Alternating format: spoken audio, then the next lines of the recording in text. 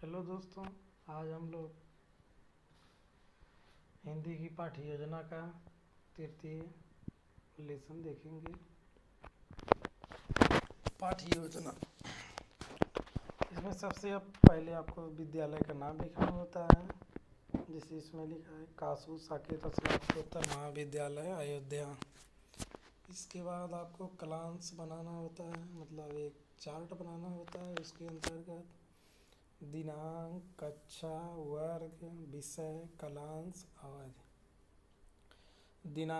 दिनांक में आपको जिस दिनांक को पढ़ाना होता है, मतलब जिस दिन पढ़ाना होता है उस दिनांक को लिखते हैं। कक्षा, जिस कक्षा में पढ़ाना होता है। वर्ग,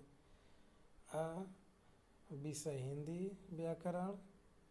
क्लास मतलब जिस टाइम आपको पढ़ाना हो। अवधि 40 मिनट। प्रकरण के अंतर्गत आज हम लोग देखेंगे शब्दालंकार। सबसे पहले हेडिंग होती है सामान्य उद्देश्य।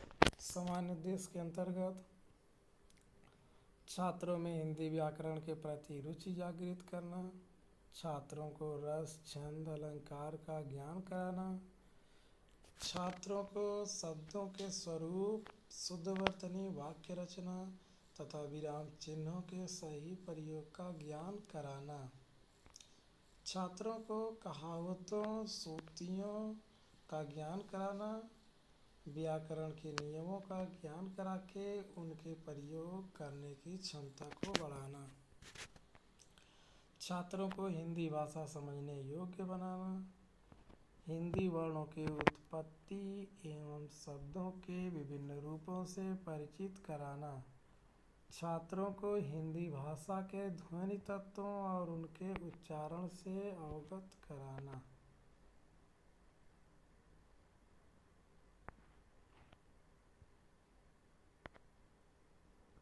अगला हेडिंग आपकी है विशिष्ट उद्देश्य। इसे व्यवहारिक उद्देश्य भी कहा जाता है।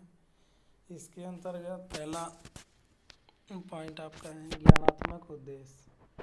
छात्र अलंकार के विषय में जानकारी लेंगे, छात्र अलंकार का प्रयोग जानेंगे, छात्र अलंकार की परिभाषा जानेंगे।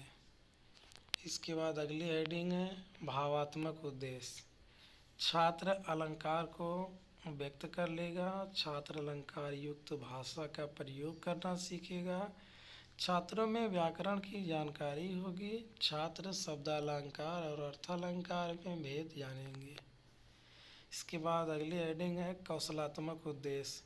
छात्र अलंकार की पहचान कर लेगा, छात्र अलंकार की परिभाषा लिख लेगा, छात्र अलंकार की पहचान कर लेगा। अगली हेडिंग है सृजनात्मक उद्देश्य। छात्र अलंकृत पदावली की रचना का प्रयास करेगा।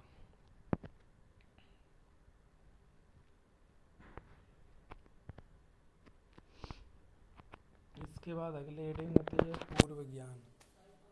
पूर्व ज्ञान छात्र अलंकार की मौलिक जानकारी रखते हैं किंतु शब्दालंकार की व्यापक जानकारी नहीं रखते हैं।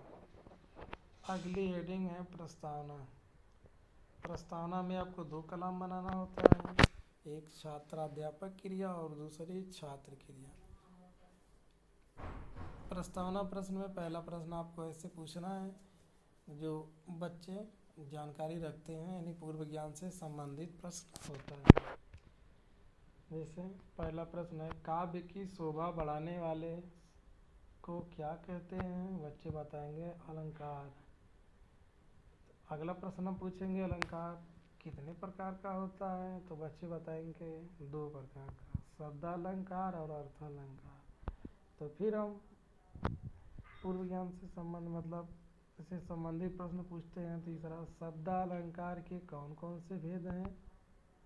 तो कुछ बच्चे बता भी सकते हैं, अनुप्रास, यमक, श्लेष, और नहीं भी बता सकते हैं। यदि बच्चे बता दें तो अगला प्रश्न उनसे पूछेंगे अनुप्रास अलंकार के विषय में आप क्या जानते हैं?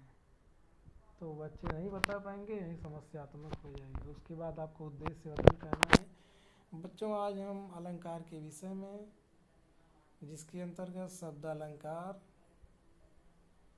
तथा इसके अंतर्गत अनुप्रास अलंकार की जानकारी लेंगे या अनुप्रास अलंकार का अध्ययन करेंगे। अगली हेडिंग है प्रस्तुतिकरण।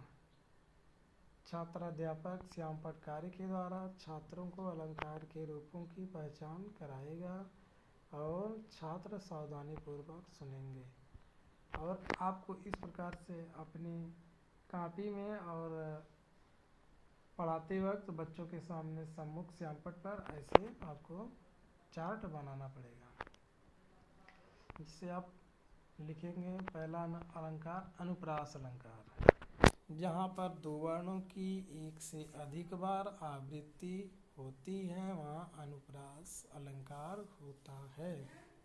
जैसे मुदित महीपति मंदिर आए, सेवक सचिव सुमंत बुलाए। यहाँ मुदित में म, महीपति में म, सेवक का स और सचिव का स यहाँ आवृत्ति हुई है। इसके बाद आप लोग बच्चों से मूल्यांकन प्रश्न पूछते हैं। इसके अंतर्गत अलंकार किसे कहते हैं, दूसरा प्रश्न अलंकार कितने प्रकार के हैं, और तीसरा प्रश्न अलंकार के कितने भेद हैं, और चौथा अनुप्रास अलंकार की परिभाषा लिखिए। इसके बाद आप बच्चों को गृहकार दे सकते हैं। गृहकार में आप बच्चों को कह सकते हैं कि बच्चों आपका नियमक और श्लेष अलंकार के बारे में पढ़कर आइए, और आप अनुप्रास अलंकार की कुछ उदाहरण भी बच्चों से कह सकते हैं कि आप अनुप्रास अलंकार का कुछ उदाहरण लिख के लाइए। तो फ्रेंड, कैसा लगा आप मेरा ये वीडियो? अगर अच्छा लगा हो तो लाइक करिए और शेयर और सब्सक्राइब करिए, और अपने दोस्तों से भी सब्सक्राइब करने के लिए कहिए। धन्यवाद।